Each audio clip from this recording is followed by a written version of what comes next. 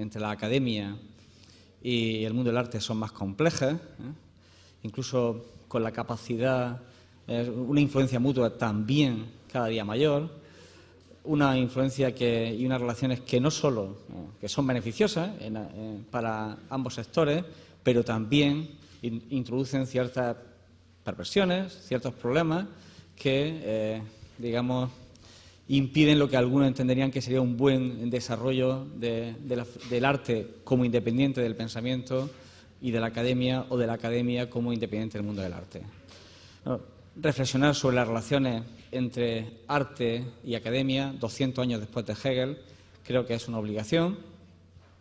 Espero que discutan unos con otros, que intercambien puntos de vista y que, bueno, si después de estos 2 días intensos de ponencia y discusiones no han cambiado sus puntos de vista, estos sean por lo menos un poco más complejos y un poco más matizados. Bueno, muchas gracias y que se lo pasen bien en Murcia y Cartagena.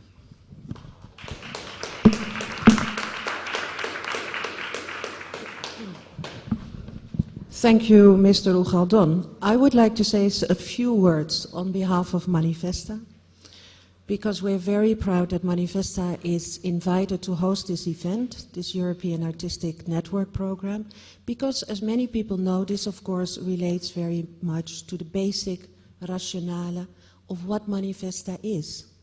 Because Manifesta has not only been starting as a European biennial, but as some of you might remember, in the first years of the 90s, when Manifesta was discussed, it was primarily started as a network, as a growing network of European institutions, artists, and developing research, developing different forms of methodologies for exhibition makers, developing theoretical new formats to lay basis of evolutions of artistic practices. So this is, of course, why we're very proud that this 3-day international program, as the Academy turns, is hosted in Murcia.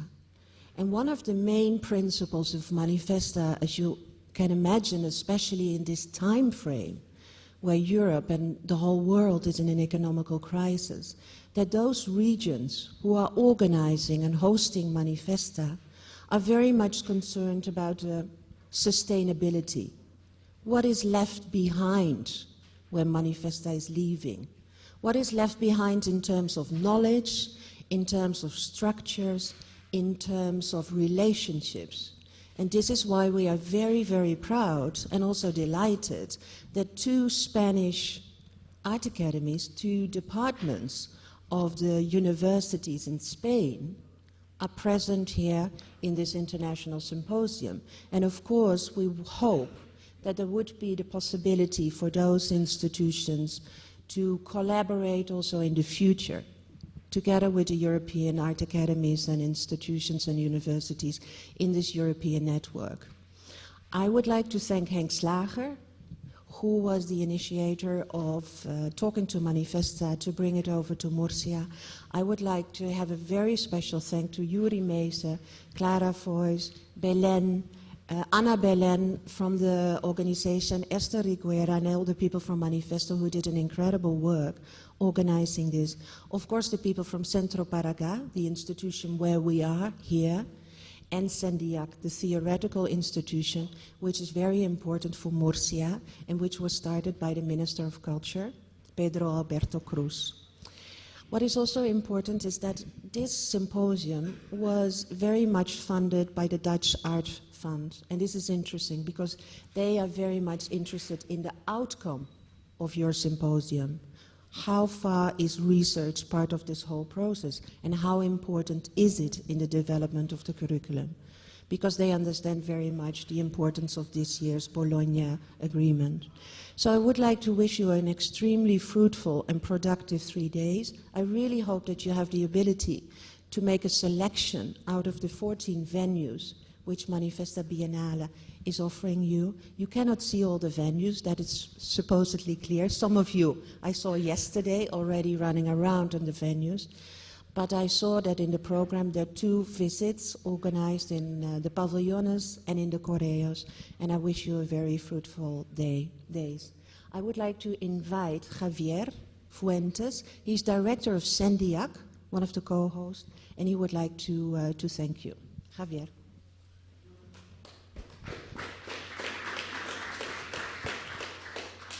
Good morning, everyone.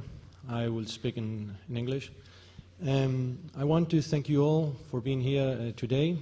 I think this is a great opportunity for this space, for Cendeac, collaborating with IRN, to develop some of important discussions on main subjects on contemporary art and contemporary culture. From my point of view, we have a huge responsibility nowadays in a historical period in which some of the most devastating struggles and contradictions that were under the surface of economical and financial interests are again returning to the surface. I am not very sure if Europe represents, as some like to say, democracy, illustration, free speech and discussion, or, on the contrary, it represents colonial destruction, world capitalism, etc. What I know, or at least what I feel or I can see, is that new forms of social destruction, conflicts are already around the corner. And we, through our analysis of art research, of art proposals, and so on, do have a very important responsibility to deal and to confront these struggles. I hope these 3 days of public discussion will help us all to go deeper, not only into our own field, but through our own field, to some of the roots of this complicated contemporary situation that we are restarting to assume. Thank you all, and I hope really that this brings a very interesting discussion all those 3 days. Thank you very much.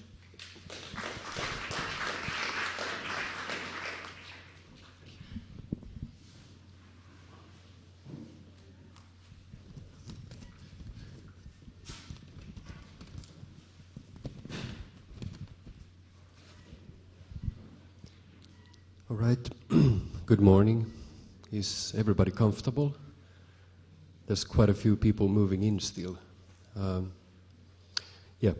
Okay, so my name is Kaila, and I work for the Finnish Academy of Fine Arts as professor in artistic research. And I'll give you a small speech about EARN, the European Artistic Research Network. But first of all, I want to thank all the organizers and people, both here locally and of course within Manifesta, and also within EARN. It's been a great thing to see happening now. All right. In 2003, Henk Slager, Dean of Utrecht Graduate School of Visual Arts and Design, and the main brain behind, as the Academy turns, this event, invited, together with others, Dutch and international speakers and guests to a seminar about artistic research in Amsterdam. This was 2003. This event included interesting and hot debates on topics that we still deal with today.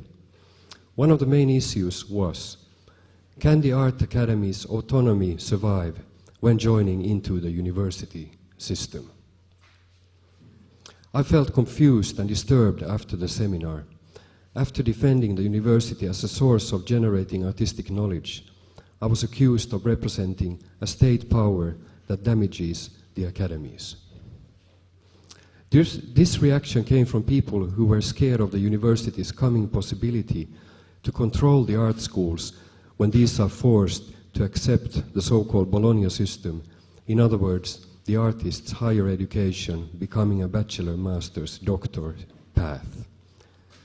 I did, of course, soon realize that my statements were problematic because they only represented my own national experience, based on the fact that the academy where I worked and did my doctorate was a university as such. Later, I have also realized how national and restricted the views on artistic research in general were some 7-8 years ago. And I'm sure we're going to see a big amount of diversity during these days, which is great. Well, anyway, later that same day at the bar, after an ongoing tough debate, Henk Slager and me decided to establish an organization to promote artistic research, especially on doctoral level. This was the start of what was later to be named EARN. Today, EARN has 10 members. The founders of the organization in 2004 were Utrecht Graduate School of Visual Arts and Design, Malmö Art Academy, Slade School of Art and the Finnish Academy of Fine Arts. And now, many of these institutions that I mentioned also have connection to universities, which I will not necessarily mention now because there's so many names. A couple of years later, EARN was enlarged when the Graduate School of Creative Arts and Media in Dublin and Academie der Bildenden Künste Wien joined the organization. EARN's next growth took place in 2008 when Faculty of Art and Design at the University of Venice, Faculty of Fine Applied and Performing Arts in Gothenburg, Högskola Saint-Lucas in Brussels, a Center for Practice-led research in the University of Leeds became members. EARN has had more silent and more active periods. The most recent years have been extremely busy with conferences, seminars and exhibitions, among others in Amsterdam, New York, Dublin, Venice, Gothenburg, Brussels, Vienna, Helsinki, and now Murcia. EARN has successfully become a network for sharing knowledge and experience in respect of artistic research, with particular reference to development of postgraduate program. And if I quote a little bit the homepage of EARN, which I hope you all have a chance to visit, the organization is today fostering mobility, exchange and dialogue among researchers, artists, educators, and across diverse institutions and cultures. And there's some other very pragmatic and more theoretic tasks. The quote is end. I mean, this is my opinion. And the sentences you will read at the homepage that I just read a part of, I do find they are sort of real and pragmatic and not only höpö, as you say in Finnish.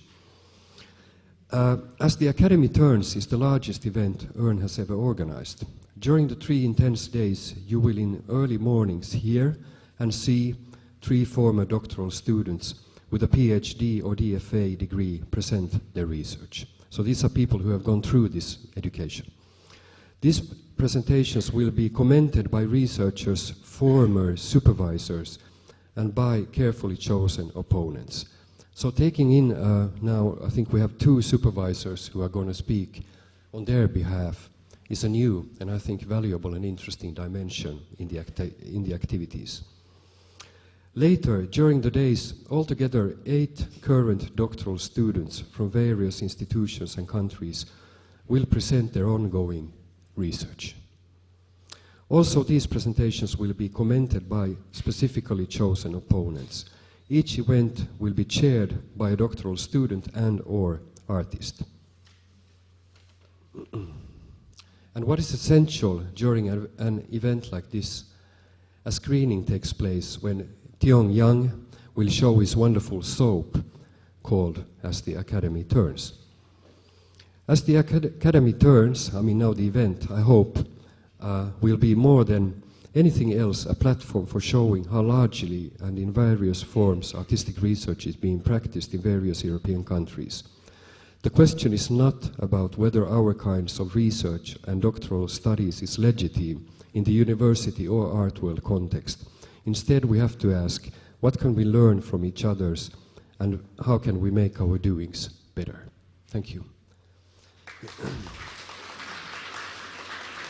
Okay. And I give the microphone over to the brain of the event, Henk Slager. And I'm going to invite Mats to be my table mate.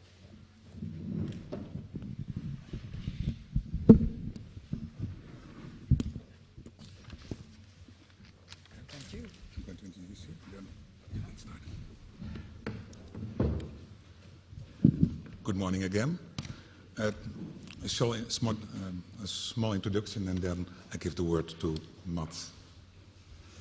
Today, we face several happy coincidences. 7 years ago, I organized, as Jan just mentioned, the first artistic research conference in Amsterdam. This gathering did not only result in a productive conference and a publication, but also, as Jan just mentioned, in a more informal way, in the formation of the European Artistic Research Network, also known as EARN, the network that organizes the current symposium. For the 2003 conference, we also collaborated with Manifesta. Part of the conference was the presentation of the curatorial research by Marta Kusma and Massimiliano Gioni for Manifesta 5 in San Sebastian. So it is really marvelous that Manifesta offered us a new opportunity for a new productive collaboration, and even this time in Spain itself. The Amsterdam conference was made possible, as Hedwig mentioned, by a generous funding of Fonds BKVB, the Netherlands Foundation for Visual Art, Design and Architecture. And again, I'm very honored that Fonds BKVB was willing to support this artistic research enterprise generously. In 2003, Fonds BKVB offered me also a stipend to visit a number of European doctoral programs. It was really a great experience to visit one of the most challenging programs in Malmö. Here I met Mats Leiderstam, whose PhD project, See and Seen, turned out to be a standard work in the discussion of artistic research. In Malmö, I also met Mats' supervisor, Sarat Maharaj, whose challenging intellectual contribution to research discourse proved invaluable. So I'm very pleased that Mats' presentation will open today's conference. And after his presentation, I will invite Sarat to report on supervising Mats' research and on supervising doctoral research in general. Mats. Thank you very much. Thank you for inviting me for this event.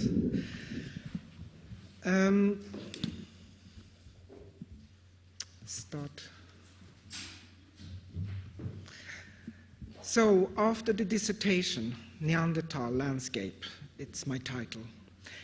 I'm here to introduce two projects of mine that was made within the context of practical artistic research at Malmö Art Academy.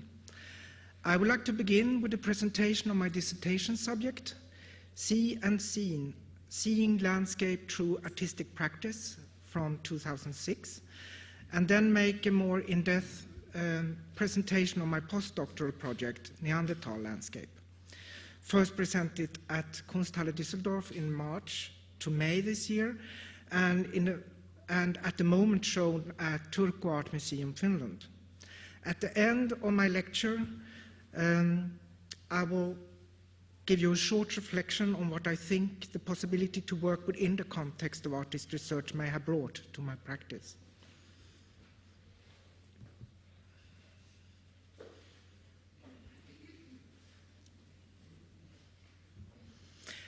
My dissertation exhibition was opened for inspection and evaluation of the assessment committee and the public at Lund Kunsthall at September 15, 2006.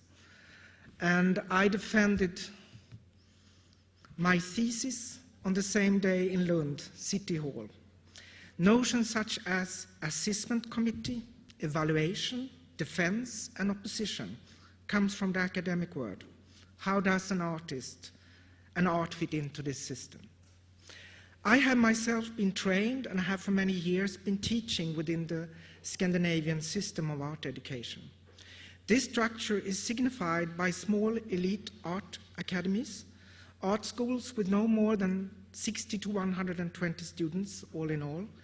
In the mid-90s, a new art academy was founded in Malmö by the University of Lund with the pronounced aim to creating an art school that was relevant on an international level.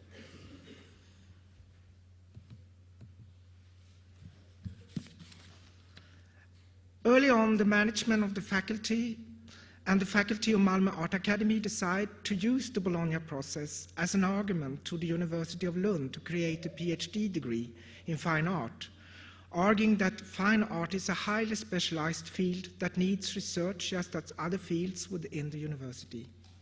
The first group was started in 2002 under the leading of Professor Sarat Maharaj and Professor Gertrude Sundqvist. My main reason to wanting to take part in the doctoral program were three. First, I have for many years already been using research-like practices. I felt the need to challenge my thoughts and practices. I was tired of how the art system forced me again and again to produce new work on very short notice in a limited time, always in relation to a context of some exhibition, solo, group, or biennale. Secondly, Malmö Art Academy invited international artists and curators to apply with research projects built on their own practices. The program was aimed at mid-career artists and curators who has already made contributions in the art field, and the plan was to build a program on the artist's knowledge and not for specific theories or academic writing on the artistic research. Third, I was going to be paid for 4 years. This is the Swedish system. All doctoral students are paid to be able to do their full-time research.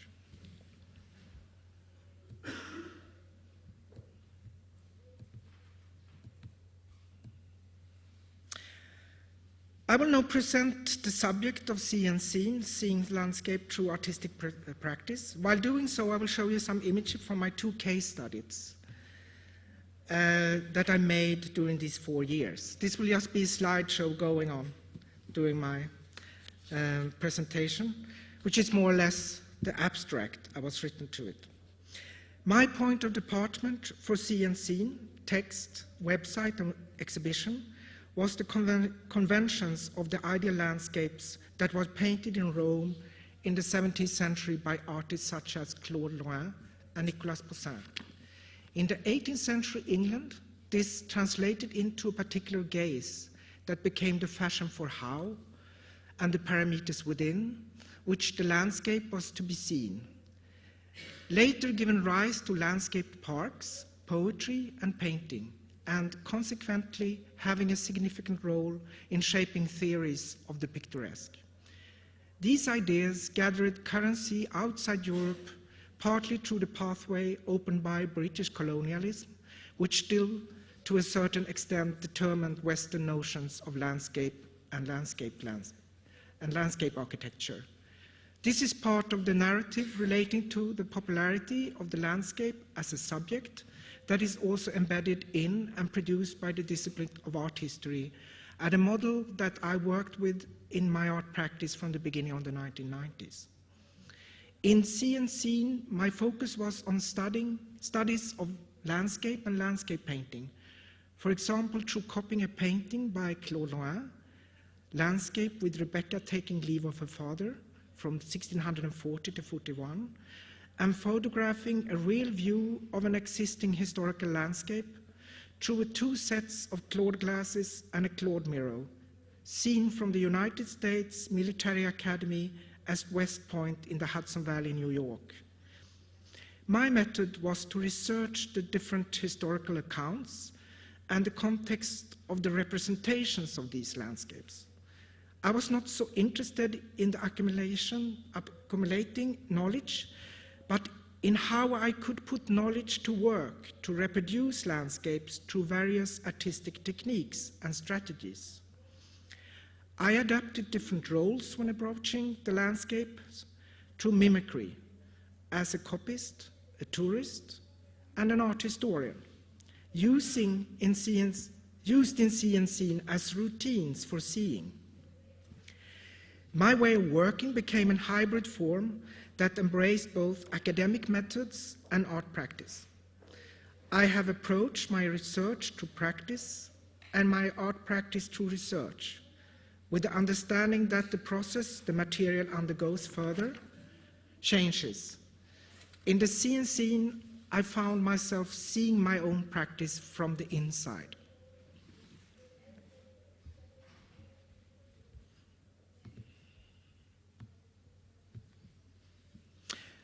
Now I will go on to present the more recent project, Neanderthal Landscape. First, I will give an historic background, which reflecting my first modes of working with the historical material, namely the collecting of facts, images, and stories.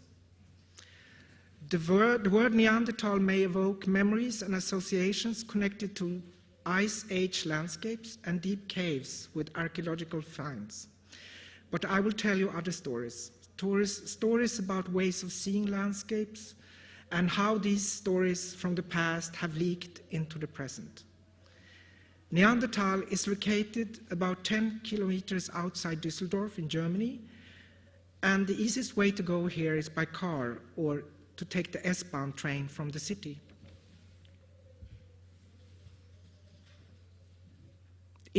This is showing an ink watercolor by Daniel Kerkhoff, 1817.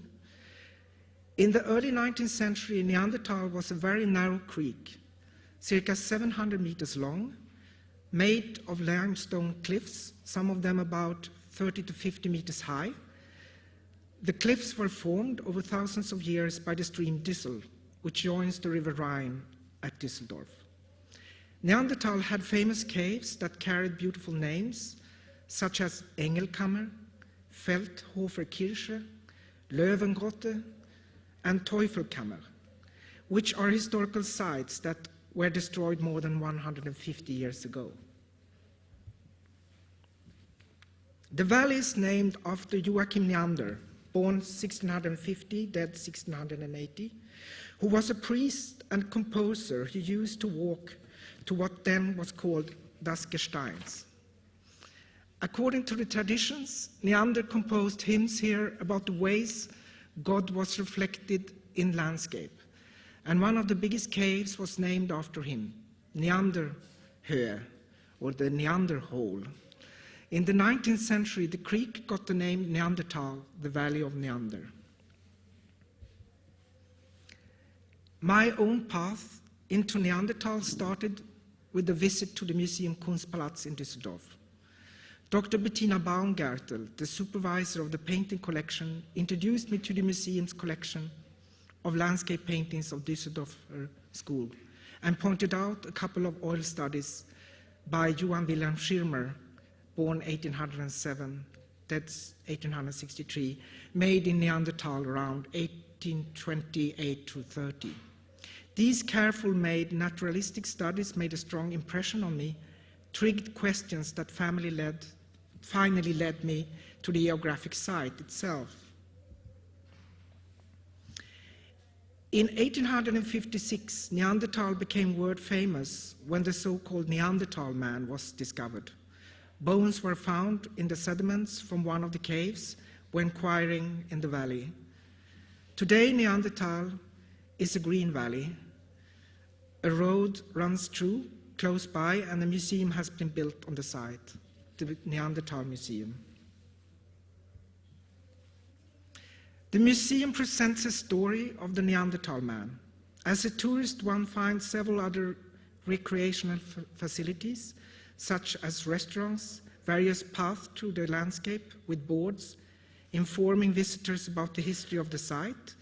Here one can find meadows with different animals that may have lived here during the time of the Neanderthal man, such as the European bison or the European wild horse. I will now leave the contemporary word to try to evoke the first half of the 19th century again. The Düsseldorfer Malerschule, or the Düsseldorf Academy's first professor in landscape painting, was appointed in 1839. His name was Johann Wilhelm Schirmer, the same man I showed images by before. Here is the drawing by him from Neanderthal. As the professor of this subject, he formed the pedagogic for and about landscapes. Schirmer's own studies in Neanderthal shows details of vegetations, cliffs, and streaming water, and came to be used as important tools for training. His sketches were stored in a special room in the academy for the students to exercise. The idea was that the students were to learn by copying the professor's studies at the academy, but also collecting their own sketches outdoor in order to form an archive of landscape parts. Neanderthal and other places around the city served as sites for what we today could call case studies. Neanderthal became therefore an important site for painters to test their skills on, but also a location connected to a way of seeing nature. Here is the sketch from the same site in Neanderthal as Schirmers, and it's made by a student called Kaspar Schören. Here is one drawing by Friedrich August Löw, also a student